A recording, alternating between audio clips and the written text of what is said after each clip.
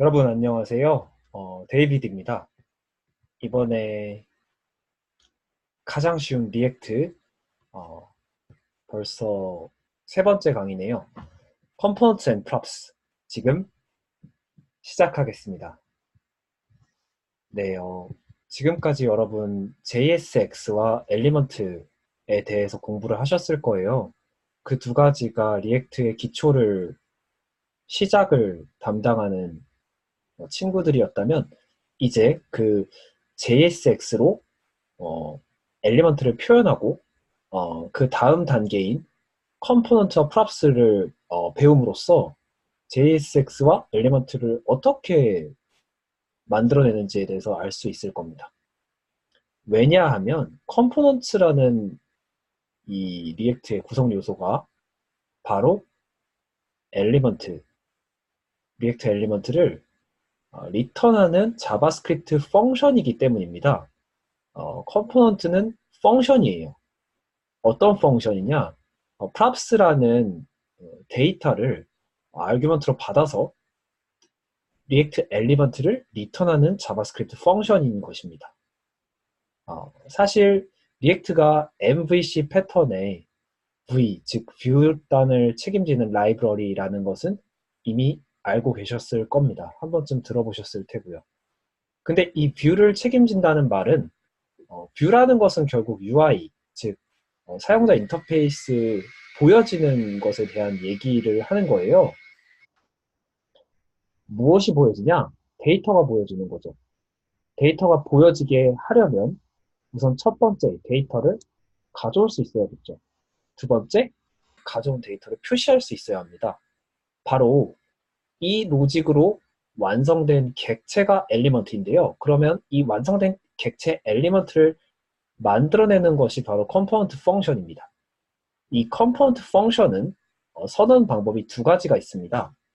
첫 번째, 펑션입니다. 말 그대로 함수, 저희 자바스크립트에서 배웠던 펑션을 활용해서 컴포넌트를 만들 수 있습니다. 대문자로 이름을 시작하는데요. 이것은 컨벤션입니다. 컨스트럭터 혹시 기억나시나요? 그렇죠. 혹시 기억이 안 나신다면 제 채널에 있는 OOP 강의를 시청해 주시기 부탁드리겠습니다. 그 컨스트럭터라는 개념은 결국에는 오브젝트를 만들어내는 자바스크립트 펑션이었죠. 마찬가지예요. 이 컴포넌트도 엘리먼트라는 객체를 만들어내기 때문에 대문자로 이름을 시작하고요. 이렇게 웰컴이라는 이름을 가지고 있고 여기에 props를 아규먼트로 받아서 이 h1 hello david라는 리액트 엘리먼트를 리턴하고 있는 것을 확인하실 수 있습니다. 이 리액트 엘리먼트는 JSX로 표현이 되어 있죠. 사실 이 JSX로 표현된 엘리먼트가 오브젝트라는 거 기억나시죠? 네. 저번 시간 리액트 엘리먼트 시간에 제가 같이 배운 거죠. 이 리액트 컴포넌트라고 우리가 부를 수 있으려면 두 가지 기준을 만족해야 합니다. 첫 번째, 하나의 프랍스를 이제 아규먼트로 받는데요. 이 프랍스를 하나 받는다는 것은 결국 오브젝트를 받는다는 뜻이기 때문에 그 안에 키밸류 페어는 여러 개가 될 수 있다는 점을 주의해 주시면 감사하겠습니다. 그리고 두 번째 기준인 리액트 엘리먼트를 리턴해야 한다. 이 두 가지 기준을 만족한다면, 만족하는 펑션이라면 그 펑션은 컴포넌트라고 부를 수 있습니다. 두 번째 컴포넌트 선언 방법입니다. 바로 클래스인데요. 이 클래스라는 키워드는 자바스크립트 ES6 버전부터 추가된 키워드이죠. 이 클래스 키워드를 활용해서 컴포넌트를 만들 수 있어요. 여기 코드를 보시면 렌더라는 메소드가 추가된 것을 보실 수 있습니다. 이 메소드 안에 리액트 엘리먼트를 리턴을 해주게 되면 이 리턴한 리액트 엘리먼트를 그대로 렌더 해준다라는 뜻이기 때문에 위에 펑션 컴포넌트에서 선언한 이 펑션 컴포넌트를 실행한 결과값과 동일한 결과값을 출력하는 것을 확인하실 수 있습니다. 즉, 펑션과 클래스 두 가지 키워드를 사용해서 리액트 컴포넌트를 동일하게 만들 수 있다는 뜻입니다. 사실 훅스라는 기능이 추가되기 전까지 클래스와 펑션을 구분하는 차이점은 스테이트 관리 기능의 유무였습니다. 그렇다면 어떤 것이 스테이트 관리 기능이 있었을까요? 그렇죠. 클래스 키워드로 선언한 컴포넌트, 즉 클래스 컴포넌트는 스테이트라는 것을 관리할 수가 있었습니다. 하지만 우리는 아직 스테이트를 안 배웠기 때문에 스테이트는 다음 시간에 배울 수 있습니다. 스테이트를 안 배웠기 때문에 정확한 차이점은 이런 것이 있었다, 과거에 있었다 정도로 알아두시고, 왜 과거냐? 지금 리액트 16 버전에서는 훅스라는 것이 기능이 추가되었고, 그 안에 useState라는 펑션을 통해서 펑션 컴포넌트에서도 스테이트 관리가 가능해졌기 때문입니다. 이것은 차이점이 있었던 것이 없어졌다 정도로만 알아두고 넘어가셔도 충분할 것 같습니다. 다음, 컴포넌트를 렌더링하는 과정에 대해서 알아보겠습니다. 사실 지금 이제 컴포넌트를 선언하는 방법에 대해서 방금 같이 공부를 했고요. 그 다음 이 선언한 컴포넌트가 어떻게 렌더링 되는지 그 렌더링 과정에 대해서 알아본 뒤에 가장 마지막으로 이 컴포넌트들이 렌더링이 됐을 때 어떻게 이 컴포넌트들을 제대로 만들 수 있을까? 만드는 구성 방법에 대해서 공부를 하면서 프랍스가 무엇인지에 대해서 추가로 공부를 해서 이번 강의가 마무리될 것으로 생각이 됩니다. 중간 정리가 한번 되셨나요? 네, 그러면 강의를 이어가겠습니다. 컴포넌트를 렌더링하는 과정입니다. 먼저 엘리먼트 역할의 변화가 있었습니다. 처음에 리액트 엘리먼트의 경우는 단순히 HTML 태그로만 구성이 되어 있었는데요. 그러나 컴포넌트를 활용해서 엘리먼트를 만들게 되면 여기 보시는 코드와 같이 엘리먼트의 프로퍼티를 줄 수가 있고요. 이 프로퍼티에 데이터 값을 줄 수가 있습니다. 이렇게 되면 어떤 결과가 생기느냐, 이 해당 엘리먼트의 재사용성이 굉장히 높아질 수 있습니다. 무슨 뜻이냐? 나는 이 데이비드라는 친구를 웰컴하고 싶기도 하고, 웰컴하는 이 태그를 HTML에 표현하고 싶기도 하고, 수잔이라는 친구, 폴이라는 친구, 여러 친구들을 다 웰컴하는 이 태그를 계속해서 만들고 싶을 때, 그 네임 값을 이런 식으로 변수를 지정해서 값을 할당하는 것처럼 엘리먼트를 만들게 되면 해당 엘리먼트를 얼마든지 재사용할 수 있게 재사용성이 높아지는 것을 확인하실 수 있습니다. 이러한 목적으로 컴포넌트를 활용하게 된 것인데요. 그렇다면 이 컴포넌트가 렌더링 되는 과정은 어떻게 될까요? 먼저 리액트가 이러한 컴포넌트를 실행하게 되면 JSX 어트리뷰트, 즉 여기에선 네임이 되겠죠. 네임에 데이비드라는 스트링 밸류 값이 주어져 있는 것을 확인하실 수 있습니다. 이 네임이라는 어트리뷰트를 싱글 오브젝트, 즉 여기 보시는 것처럼 네임이 키값이고 데이비드라는 스트링이 그 키값의 밸류 값으로 주어져 있는 이 오브젝트의 형태로 컴포넌트, 즉 펑션에게 아규먼트로 전달하게 됩니다. 바로 이 전달한 아규먼트, 이 싱글 오브젝트, 단 하나의 이 오브젝트가 바로 프랍스입니다. 아래 코드를 한번 보실까요? 웰컴이라고 펑션이 하나 선언이 되어 있죠. 바로 이 펑션이 위에서 제가 말씀드렸던 것처럼 컴포넌트인데요. 이 컴포넌트는 아래 엘리먼트라는 이 변수에 실행이 되면서 할당이 되고 있습니다. 그 결과값이 할당될 때 어트리뷰트, JSX의 어트리뷰트로 name이라는 것이 주어졌고 그 name의 밸류로 사라라는 스트링이 주어져 있는 것을 확인하실 수 있습니다. 이 코드를 실행하면 다음과 같은 과정을 거칩니다. 먼저 리액트 돔 렌더 메소드가 실행이 되고요. 그리고 나서 그 실행된 렌더 메소드 안에 엘리먼트와 다큐멘트 루트 엘리먼트, 즉 루트 돔 노드죠. 저희가 저번 시간에 배웠죠. 이 두 가지 아규먼트가 렌더 메소드의 임자로 주어지게 됩니다. 그러면 이 렌더 메소드 안에 있는 엘리먼트 임자인 이 웰컴이라는 컴포넌트를 실행하게 되는데요. 이때 이 컴포넌트라는 것은 위에 있는 펑션이죠. 이 펑션 컴포넌트를 실행하게 되면 이때 프랍스 임자는 name 땡땡 데이비드라는 여기 써있는 오브젝트가 됩니다. 바로 이게 프랍스인 거죠. 이 프랍스 객체가 여기에 아규먼트로 이 웰컴이라는 컴포넌트 펑션에 주어지게 됩니다. 그렇다면 이 웰컴 컴포넌트는 hello 하고 주어진 프랍스의 네임, props.name 하면 여기 네임의 스트링 값인 데이비드가 들어가겠죠.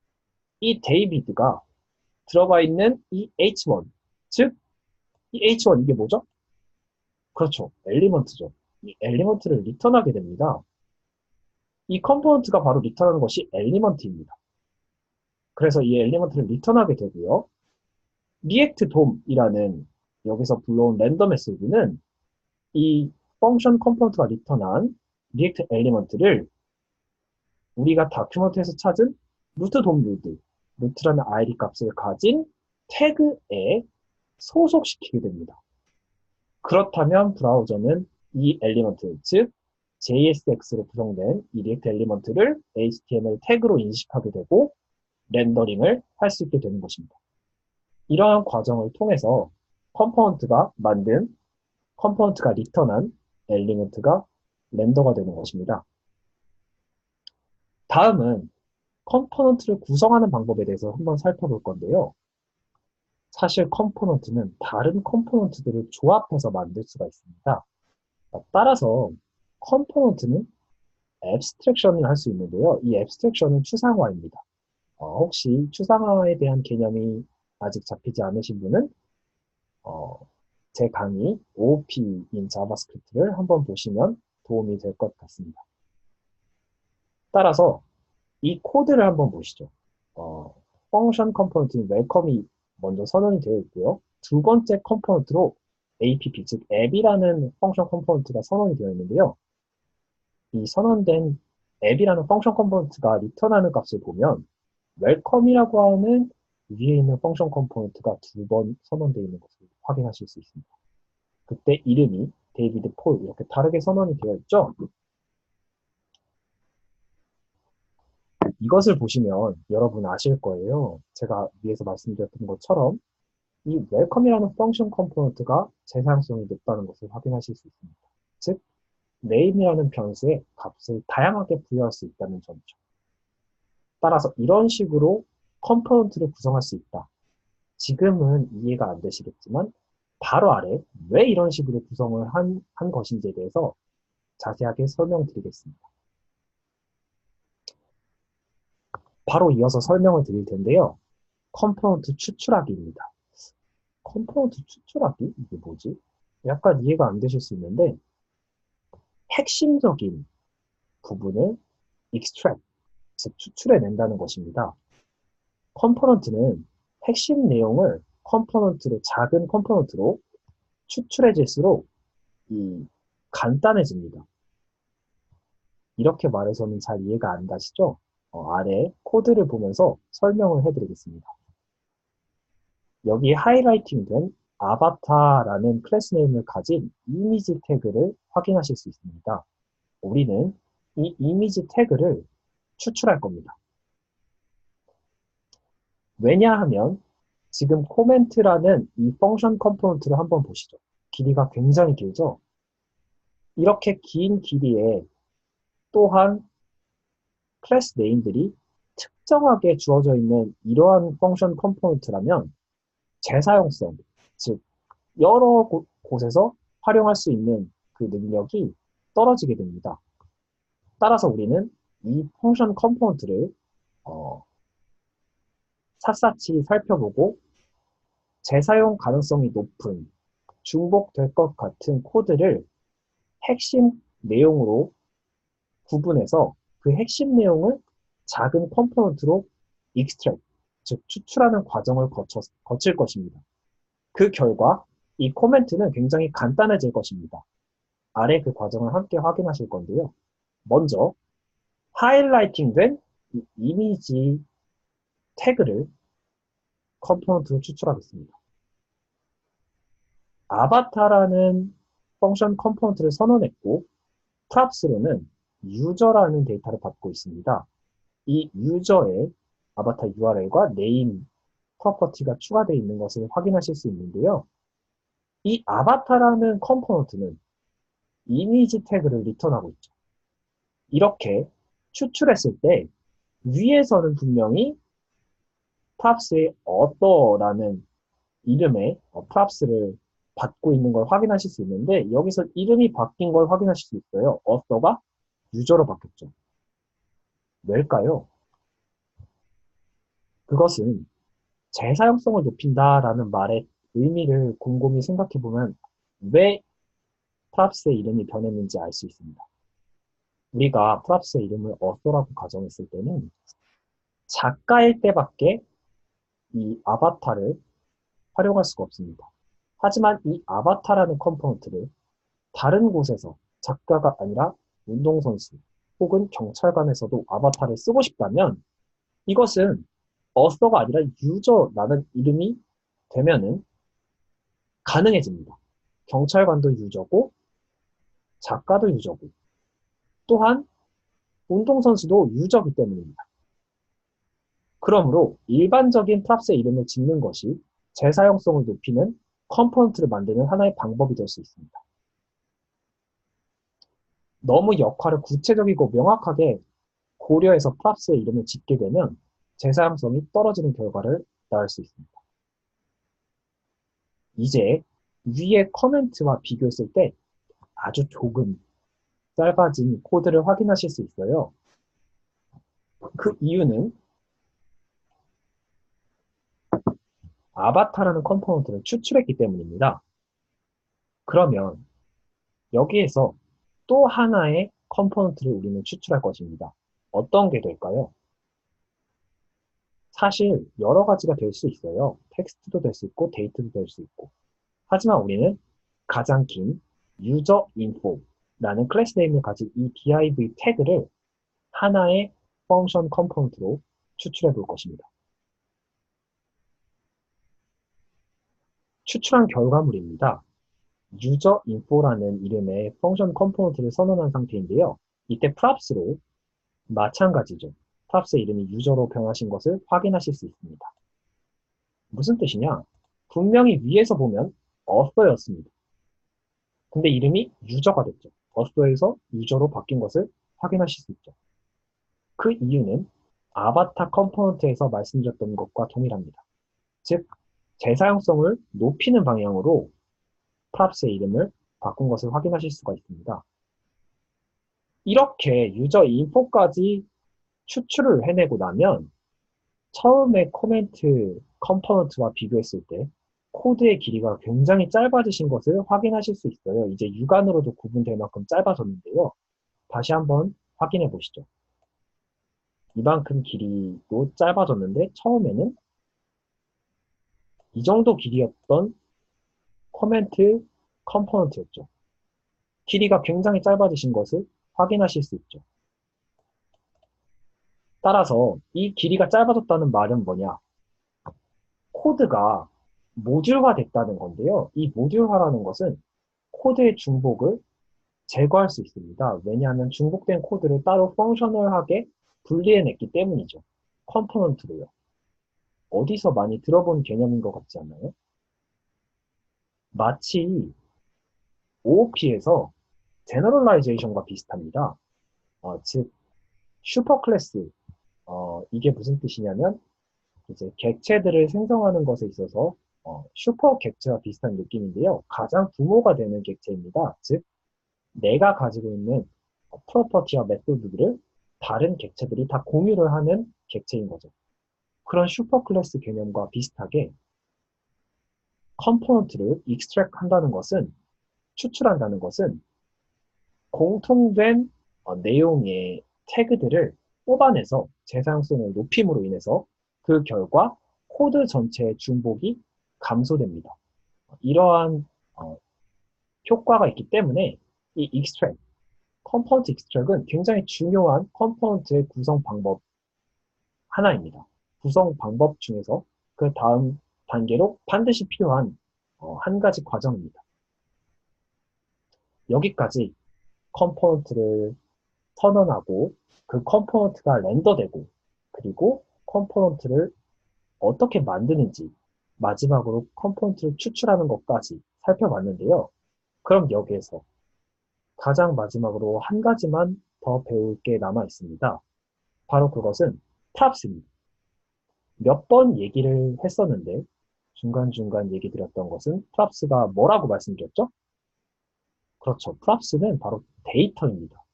왜 데이터가 필요하냐? 컴포넌트라는 것은 엘리먼트를 리턴하는데 이 엘리먼트는 UI 요소예요. 즉 사용자들이 확인할 수 있는 것이죠. 화면으로 볼 수 있는 거예요. 그럼 뭘 보냐? 바로 데이터를 보겠죠. 그래서 데이터를 가져와서 그 데이터를 표시해 주는 것이죠. 그게 엘리먼트의 역할인데 그렇기 때문에 데이터가 필요한 것이죠. 바로 그 데이터가 프랍스입니다. 이 프랍스는 반드시 읽기만 가능합니다. 무슨 뜻이냐? 펑션 또는 클래스로 컴포넌트를 만든 경우에는 절대로 주어진 프랍스, 즉 아까 혹시 프랍스의 형태 기억나시나요? 그렇죠. 오브젝트였죠.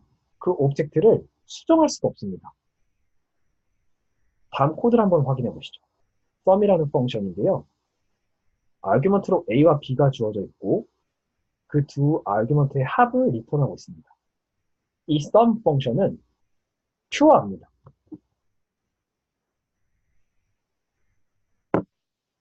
퓨어하다고? 갑자기 퓨어하다는 게 무슨 소리야?